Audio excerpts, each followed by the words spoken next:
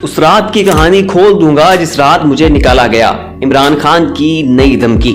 नाज़रीन, आरिफ हमीद भट्टी का कहना है कि इमरान खान 9 अप्रैल की रात की कहानी खोल सकते हैं। उस रात के हवाले से काफी कयास आराइयां सुनने में आती हैं। ये भी कहा जाता है कि इमरान खान को थप्पड़ रसीद किए गए थे, उन्हें वॉशरूम में मारा गया था और बड़ी देर तक उन्हें वजीर आजम हाउस में टॉर्चर किया जाता रहा। खैर जो भी था, लेकिन ये बात तय है कि उस रात वजीर आजम हाउस में कुछ गैर मामूली जरूर हुआ था जो कि सबकी नजरों से ओझल था, लेकिन शायद अब सामने आ जाए। नाज़रीन, आरिफ हमीद भट्टी का टॉक शो में कहना था कि हमें सब पता है कि उस रात क्या हुआ था, कौन आया था। वजीर आजम तो इमरान खान था, सब इख्तियारात उसके पास थे, लेकिन बाहर पुलिस वैन किसने भेजी थी।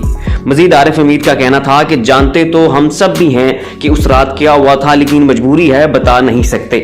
नाज़रीन, वजारत उज़्मा से फारिग होने के बाद शुरू में इमरान खान का एस्टैब्लिशमेंट से रवैया खासा नरम था। वो बड़े अदब से और बड़े गोल मोल अंदाज में उनसे मुखातिब होते थे, लेकिन जैसे जैसे वक्त गुजर रहा है वैसे वैसे इमरान खान का रवैया और लबो लहजा सख्त होता जा रहा है। इसी तरह इमरान खान के अहम साथी भी मुख्तलिफ मकामात पर फौज पर तनकीद करते हुए नजर आ रहे हैं।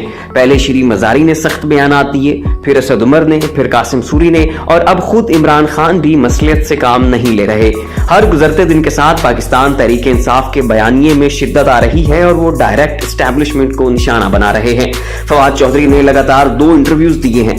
एक इंटरव्यू उन्होंने परसों एंकर काशिफ अब्बासी को दिया और दूसरा इंटरव्यू उन्होंने कल रात एंकर मोहम्मद मालिक को दिया है। उनके ये दोनों इंटरव्यूज एंटी एस्टैब्लिशमेंट थे जो कि खासे मकबूल भी हुए। नाज़रीन, सोशल मीडिया पर भी फौज को बड़ी तनकीद का सामना है। गुज़श्ता रोज ट्विटर पर बाजवा इस्तीफा दो के नाम से ट्रेंड भी चला था, और अब अगर इमरान खान ने 9 अप्रैल की रात की रुदात बताना शुरू कर दी तो मामलात मजीद खराब हो सकते हैं।